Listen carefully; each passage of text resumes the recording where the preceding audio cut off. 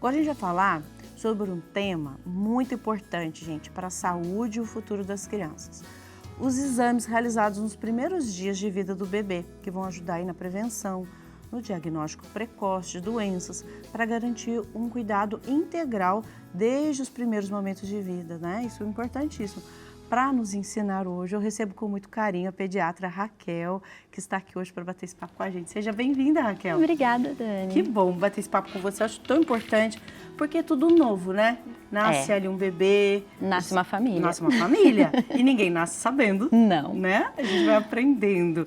E eu acho que tem muita gente preocupada demais e tem gente, às vezes, que deixa um pouco de lado, né?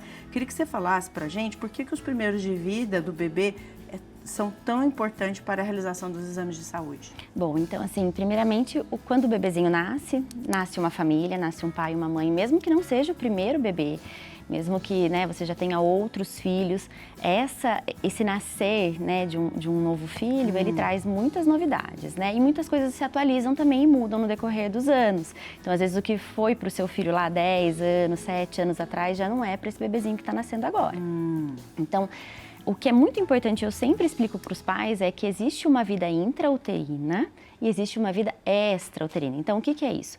Na gestação, esses primeiros 9 meses, que é o ideal, né, uma gestação que dure ali as 40 semanas, o bebê está se transformando, ele vive a depender da mãe. Então, assim, oxigênio, nutrição, tudo isso ele está recebendo do cordão umbilical e tudo que a mãe está fornecendo. Então, os órgãos, muitos órgãos que precisam funcionar aqui fora, dentro da barriguinha não funcionam ou funcionam de uma forma diferente e ao nascer eles vão se adaptar. Então, eu falo que a primeira vitória do bebê, a primeira é a concepção, né? A segunda é o nascimento. Então, o nascimento é uma transição. E aí é onde a gente precisa ter muita atenção, porque mesmo que você faça um pré-natal super adequado, com todas as triagens, né? Ultrassons, todos os exames solicitados durante aquele pré-natal pelo seu obstetra, na hora que nasce existem algumas doenças que a gente chama de patologias que são silenciosas. Então, a gente precisa ter uma atenção para algumas complicações que o bebezinho pode ter nesses primeiros dias Dá de vida. uns exemplos pra gente. O coraçãozinho do bebê funciona diferente dentro da barriga, da forma como vai funcionar fora. Então, os vasos, né, veias e artérias recebem sangues oxigenados ou não oxigenados de uma forma diferente dentro do útero e quando nasce passa a ser uma transição onde o bebê precisa respirar, então o pulmão passa a funcionar recebendo ar, coisa que dentro do útero não recebe, ele só cresce, se desenvolve, ele é cheio de líquido, o mesmo líquido que tem ali envolto nesse bebê e quando nasce esse líquido precisa sair de dentro do pulmão e dar espaço para o ar entrar. E aí a oxigenação nos vasos vão acontecendo e a circulação no coração também vai diferente. Então, essa transição, às vezes, é uma adaptação que um bebezinho, né, não é tão raro assim. Às vezes precisa de algum suporte, às vezes de internação na UTI neonatal, coisas que às vezes a gente não espera, né?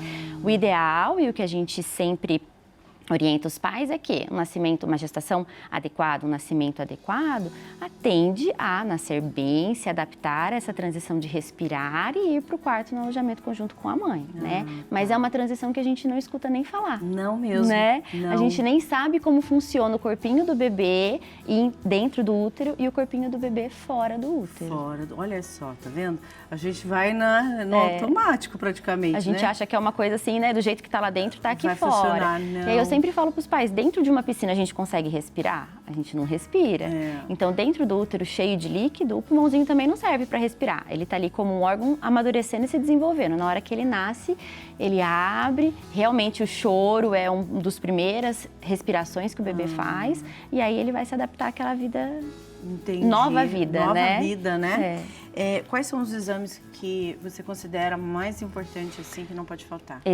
Existe a triagem neonatal, que é preconizada, né, pelo Ministério da Saúde. Então, assim, não é só por isso, mas também pela importância. Então, são basicamente 5 exames que nós realizamos em todos os bebês antes deles receberem alta da maternidade. Então, existe a triagem auditiva, que é o teste da orelhinha, para a gente avaliar como que esse bebê está, se ele tem alguma chance de ter uma alteração de audição. Lembrando que muitas vezes esse teste é um teste até que falha, porque tem o vernix, que é aquela secreçãozinha branquinha que o bebezinho nasce na pele, que às vezes também fica dentro do conduto auditivo, ou o líquido mesmo amniótico, né? Que é o líquido ali que está banhado dentro, pode atrapalhar a condução ali dos impulsos que a gente precisa ver. Tem o teste dos olhinhos, então é um teste que o pediatra faz já na primeira avaliação ali no alojamento conjunto, para a gente ver que é o reflexo do olho vermelho, para a gente ver se tem algum risco de alguma alteração congênita dos olhinhos, então a mais comum é a catarata congênita. Quando a gente identifica, a gente também encaminha para o especialista.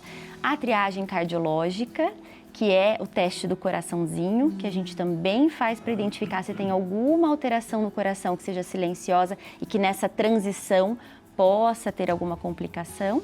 O teste da linguinha, que é para a gente avaliar se esse frênulo lingual é muito curtinho, pode dificultar a amamentação, futuramente até às vezes a fala.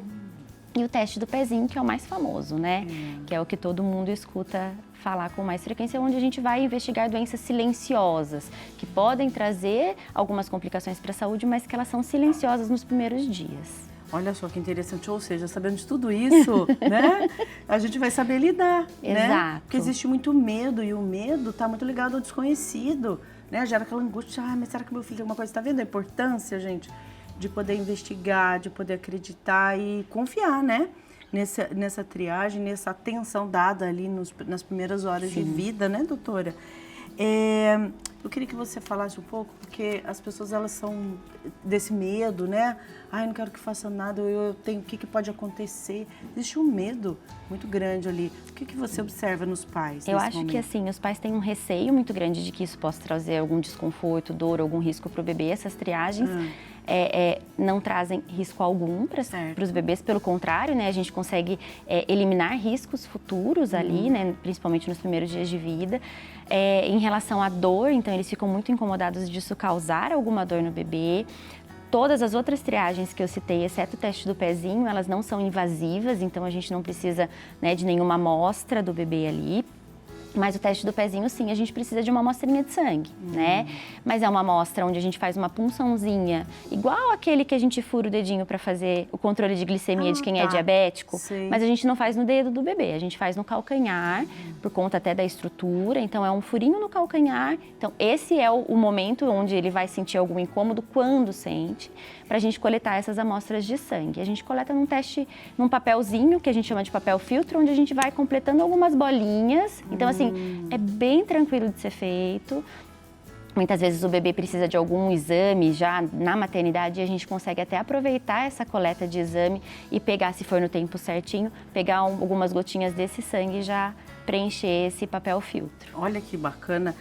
Gente, ainda mais, né, quando você aí, mãe, pai responsável, né, você aí que está com o seu bebê, fica tão preocupado em procurar alguém que possa te acompanhar bem. O pediatra está aí para isso, para te acompanhar, para te ajudar nesse processo nos primeiros anos de vida, né, do bebê. Doutora, primeiro, parabéns pelo seu trabalho. Obrigada. Que ótima. Nossa, trouxe assim calma, trouxe essa luz, esse conhecimento para nós, para poder saber lidar, né, confiar. Essa mão estendida aí para seguir o caminho, né, dos pais nesse primeiro tempo. Nós somos o apoio dos pais, né? Então precisa faz parte da rede de apoio. Ter uma orientação, ter um contato às vezes com o pediatra, mas quando não for possível, ter uma rede de apoio, mesmo que seja numa UBS, e buscar conhecimentos bons, né? Então a gente está rico de conhecimentos que não são tão de conteúdos adequados, confiáveis. Então, a gente buscar uma informação adequada traz muita tranquilidade nesse momento pós-nascimento do bebê. É verdade. Muito obrigada. Imagina. Foi ótimo bater esse papo com você. Obrigada pela oportunidade de esclarecer um pouquinho esses primeiros dias do bebê. Muito importante. Afinal de contas, estamos falando de vida e falando de família, né, Padre Ulisses? Exatamente, né? Que bom. Muito obrigado, doutora.